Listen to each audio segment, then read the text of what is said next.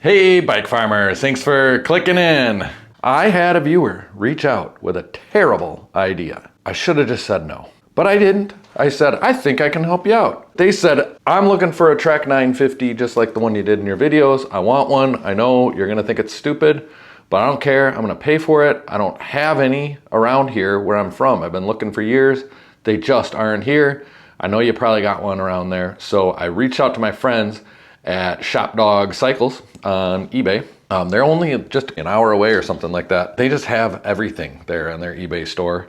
And they're always in the honey holes of the bike world, and they just know where bikes are. And I got super lucky because Jay was just on a buying run, and he's like, I think I'm actually picking one of those up in like an hour and a half. And sure as shit, an hour and a half later, he sent me a picture of this thing. And then he stopped by the other day and dropped it off. This is the fancy lugged one with the Tongay big fork with the lugged fork ends. I love these things. I have a whole series of one that I had back in the day, and then I sold it and regretted it, and then tracked the guy down and he sent it to me, and I did all kinds of stuff to it because they're just super cool. Oversized tubes and lugs, and it's all True Temper OX Platinum. No, True Temper OX Comp 2. That's fancy. I don't know what it means. Probably triple butted. What does it say? Oh, I got new glasses, as you can tell. Still gotta use my readers. Chromoly double butted frame tubes made in the USA. And this is the first time taking a good look of it. I've been texting with the viewer who's been asking for it, and we've come to an agreement. I don't know, it's not really worth it to me because I come by these things pretty easily and I have to make money on it. This is a business. The shipping is the biggest problem. Typically, when you ship a bike, you take the front wheel off and then kind of turn everything sideways and you put it in the box, and the front wheel gets strapped here and you can fit it in a bike box, and they're all pretty much the same size because it's easier to assemble on the other end. To ship a bike in a big box like that, it's really expensive. If you can cram it into a smaller box, it can become half the price. This guy, I was telling him about the things that I would do to the bike, and he was telling me the things that he would do to the bike, and it sounds like a disassembled bike would be the way to go for him. So it actually might pencil out to not be crazy expensive, just as it sits. If he were to walk here and buy it from me, I would sell it to him for $250. I think that's a fair price. You know, if it was at a bike swap or something like that, maybe 200, right? But from me, from my shop, as is, if I were to tune this thing up and put some handlebars on it and some tires and some pedals and really make it like a cool ATV bike like I thought, I'd probably get $450 for it, just because it's the fancy lugged frame and, you know, I think it's got a little more value. All in, I think I can send this bike to him disassembled in a small box, and I can come out ahead with a decent profit, and he's not in over his head for like 500 bucks. Does that sound right? I don't know. You know, because it can be like 250 bucks to ship a bike. Either way, I'm gonna get a video out of it. I'm gonna take you along. We're gonna take a closer look at this bike and see if we can find anything really wrong with it to totally jettison the whole project, or determine that it's gonna be perfect. So you kick back and relax. I'm gonna get started.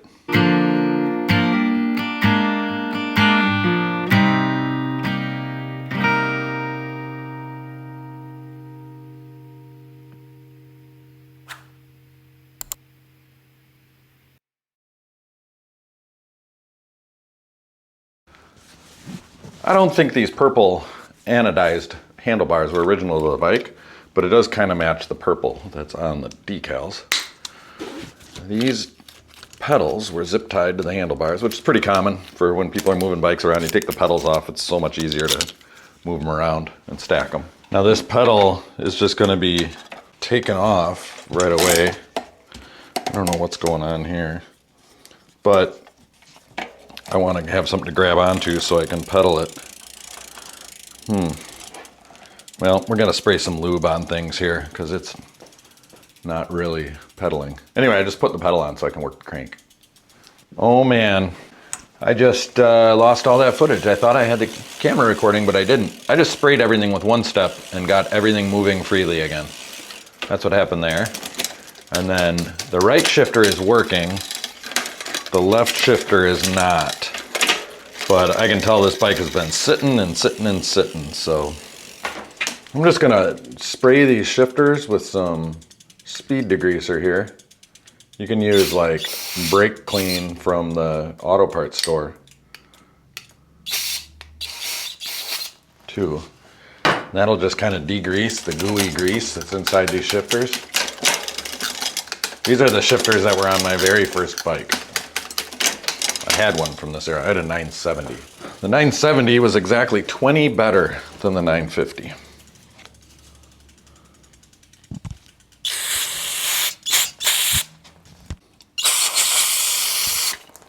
Man, it's just brown dripping out of there.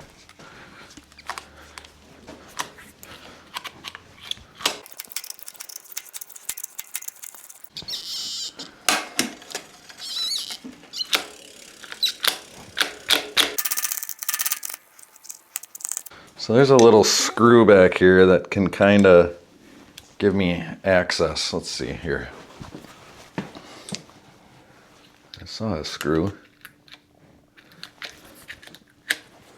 Man. Oh, there it is. Good luck getting it back in. Let's see what happens if I take that screw out. Trying to get access inside that shifter. It's sealed up pretty good. Well, I could just go in through the screw hole. Oh, there we go.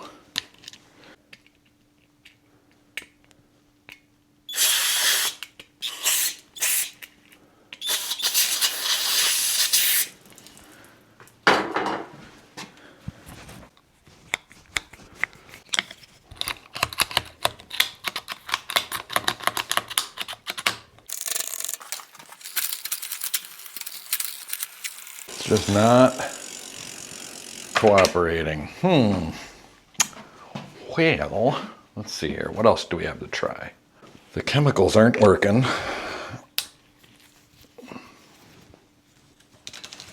Flip her upside down. Heat gun.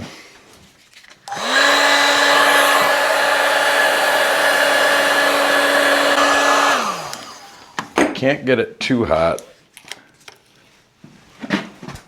I can kind of see in there now.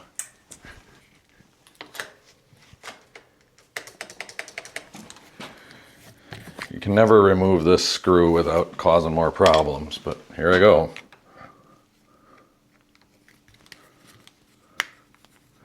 Oh, that's coming out pretty good. Never say never, folks. Here we go.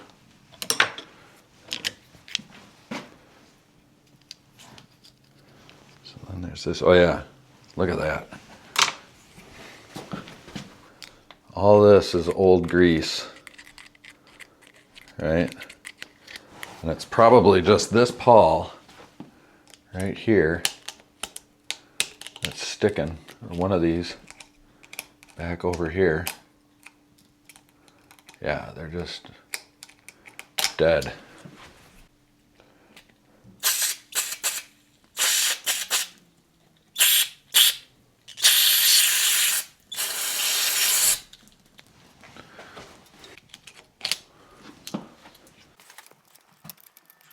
So you can kind of grab it, move it back and forth until it starts doing it on its own. It can take a while. I guess you can't really see what I'm doing. It's really hard to get all this on film, but I think there's one right here too. That one looks pretty clean. But our main culprit, this guy right there. There's a little pawl. Pull it out and see how slow it is to bounce back.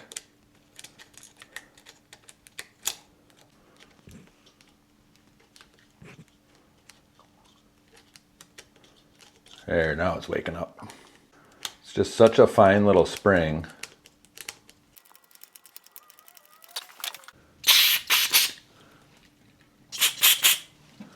Man, this got torn apart pretty quickly here.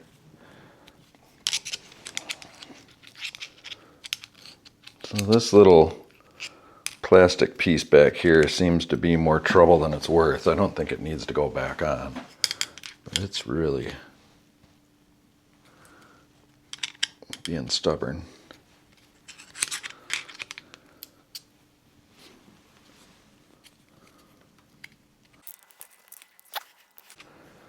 All right, Bailing.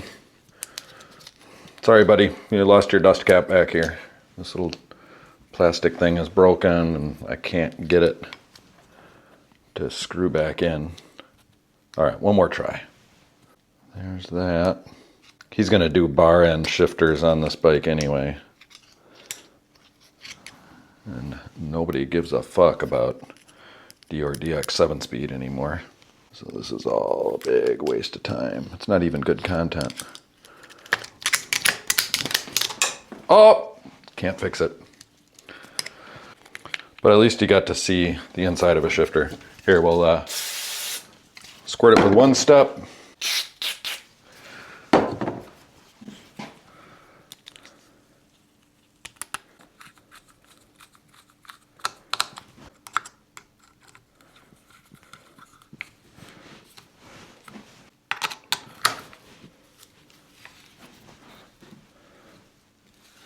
Oh.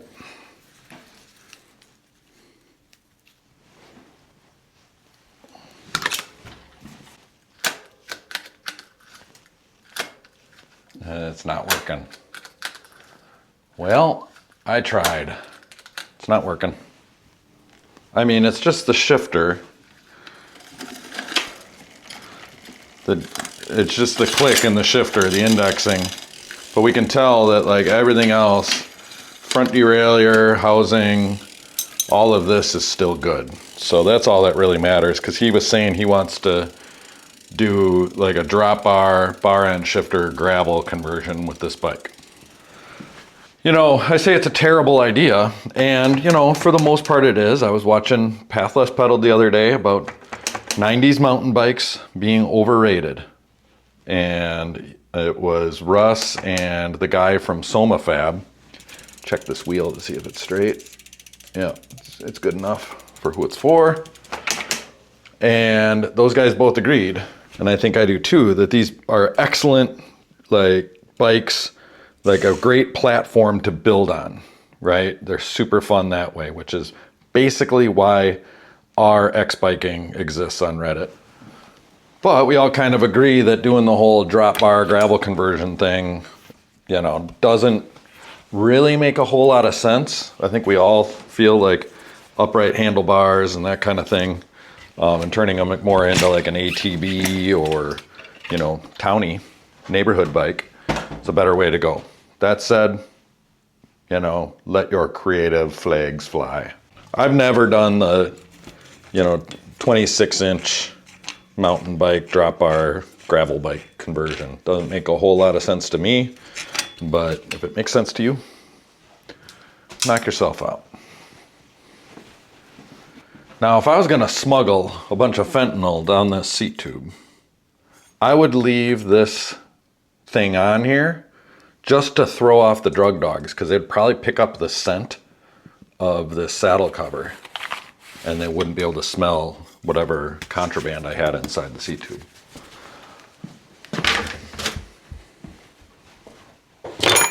And since I'm a nice guy, I'm gonna do a couple of things here. I'm gonna just get rid of this reflector. I think anybody who's making a drop bar gravel bike knows that if you're riding at night, you should just have lights. Reflectors are stupid. And I'm just gonna take this seat off and throw it away as well, because this is the worst saddle ever built. Just terrible all around.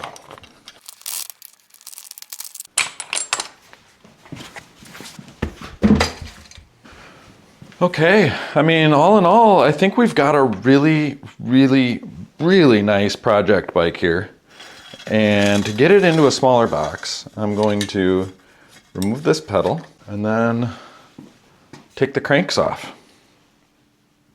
Right? This has the nice screw-in crank caps.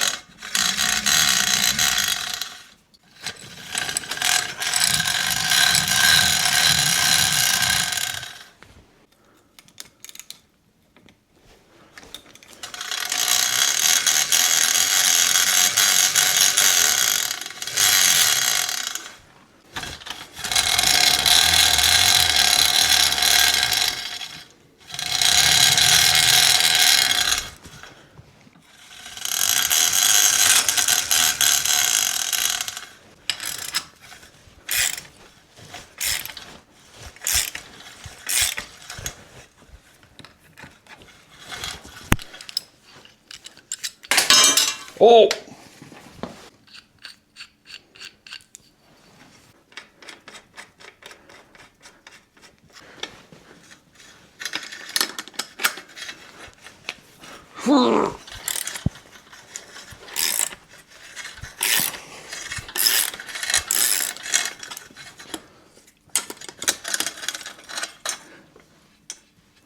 Bottom bracket feels just fine.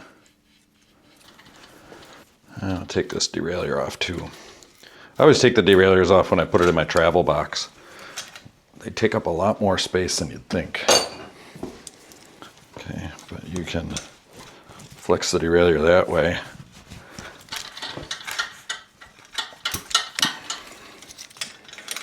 Okay. Got to do something about this brake cable. Because we're going to take this whole fork apart. Take the stem out. Okay, but we got to... How is this going to work? Well, maybe that's just fine how it is. Need more leverage. It's been in there a while. No grease, but not frozen. So he was asking about the headset bearings, and I can tell they're dry. It's not crunchy, but it's not free-flowing, wild and free like the majestic golden eagle.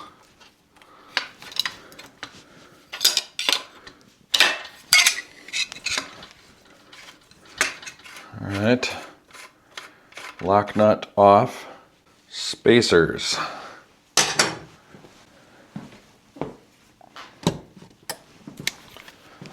So this is a notch, and I don't know what you call it. What do you call these spacers? I can't think of the name of it, but it's not. They're not clocked properly.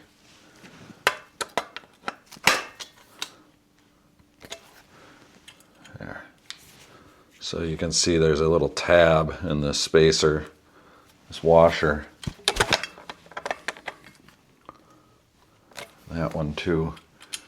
And you gotta get them right or they don't come out. They're supposed to stay put, but they never do. They always slide around.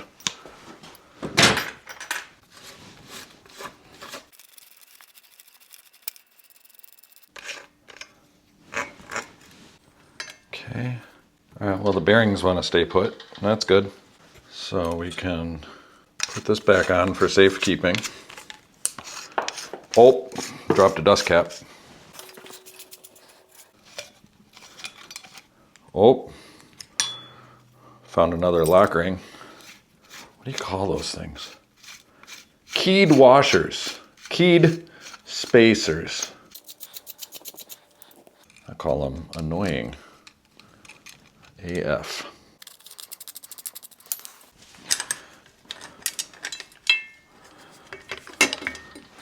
So then that can go like that or something, right? So I'm just gonna do a little zip tie through here, just in case those bearing retainers decide to get a life of their own. They won't go flying too far. Okay. Woody Charleston, everybody. So we've got ourselves a project that needs to get fit into a box. This is as small as I've ever made one. So we can throw the cranks in there. All right, pedals, crank bolts, dust caps, skewer. Let some air out of these tires.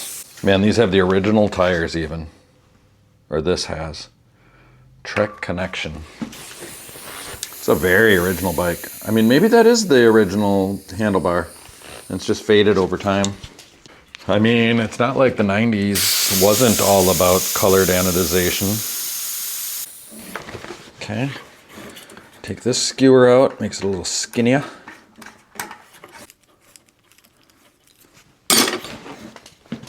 All right. I've got a big bike box here. Buck, buck, buck.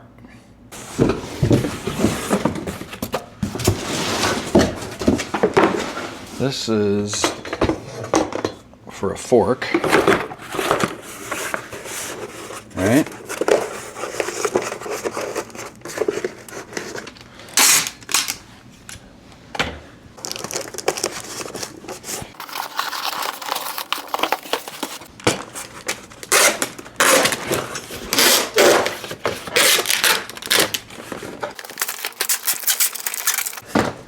Get this seat post out of here. Come on, buddy.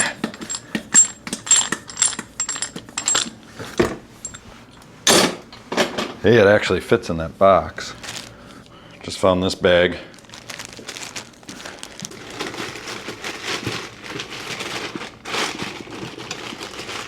Okay, I like how this is going. Grab a couple zippity-doo ties.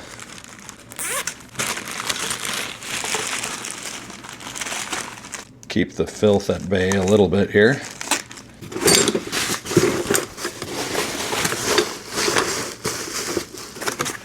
This is all packaging from another bike.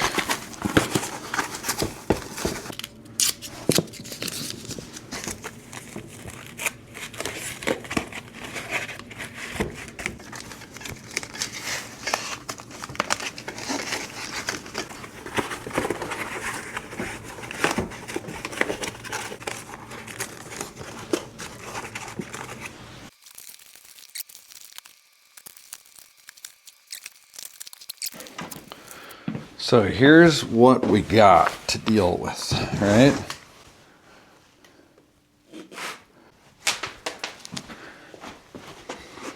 I guess from this handle, right?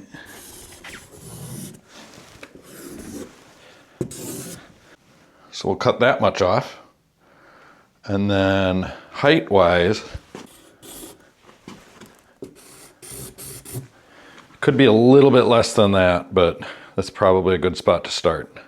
And then we just have to like wrap it all in there. And we'll measure it and weigh it and get a quote.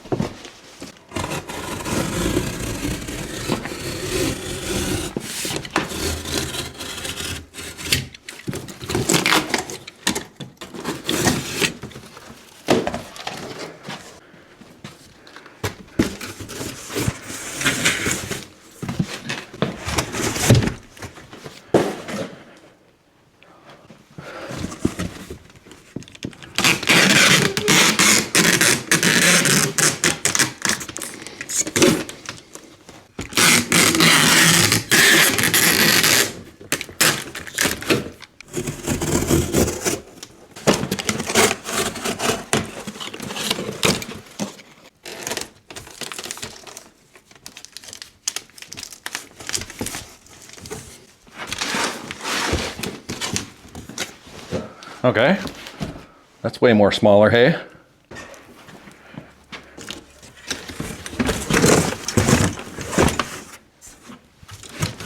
Ooh, it could even be a couple inches shorter, TBH.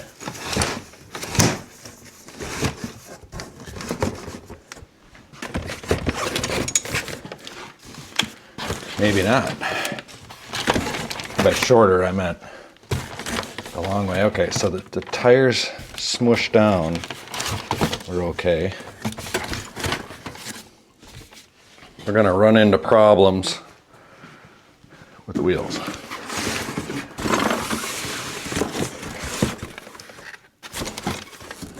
The handlebars are causing troubles.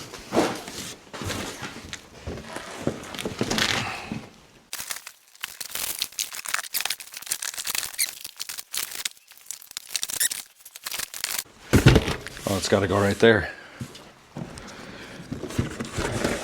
right, gotta get that on there and somehow make it stay on there.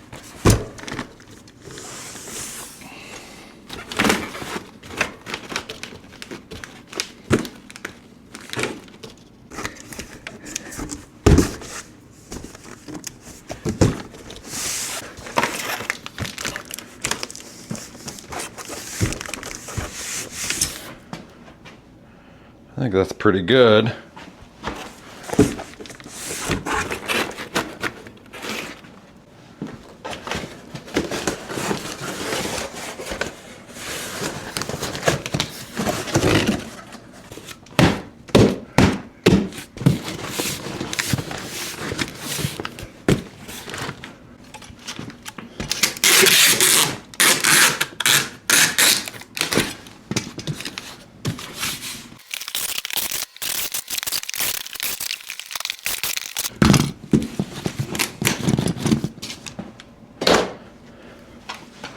Woody Charleston, everybody!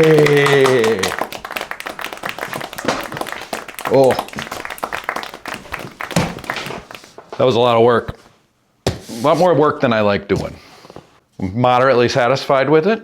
I still think it's kind of a bad idea. However, I just typed in all the dimensions. We got 45 long, 10 wide, which is actually 9 plus the bulges, and 25 tall, right? Which really shrinks the package a lot, and it made a huge difference. So I didn't calculate from the original box size. Oh, and it's 37 pounds. I didn't calculate from the original box size, but usually it's like 200 bucks, right? And this is only 75 bucks to ship. Incredible savings if you're able to take the bike apart, both wheels off, make the box smaller, which almost makes it worth it. Yeah, I think with the extra labor of the boxing and, you know, this and that and the other thing and everything, we're gonna agree on 425. So I discounted from, it took a little more work than I thought. You know, this video really isn't good content, so I can't imagine it's gonna do that well. You know, if you do want to ship a bike or want to beg somebody to ship you a bike, doing it this way really isn't that bad. And I suppose, you know, I'm a mechanic. Well, you got to remove the fork, but I'm not even sure we really needed to remove the fork in this case. It was just removing both wheels. I don't know. I mean, it just seems like you can get bikes in smaller boxes if you're willing to wrench on it a little bit on the other end. So there you have it. Off it goes. It's getting shipped today. And I guess I don't even know this guy's name. Maybe I do. Maybe he told me. Chad, your bike's on the way, buddy. Thanks for clicking in. Send me a super. Click the notification bell. I don't know why I'm so lackadaisical right now. Anyway, they're not all gems, folks. Thanks for watching. Click that notification bell so you and your bikes can stay tuned.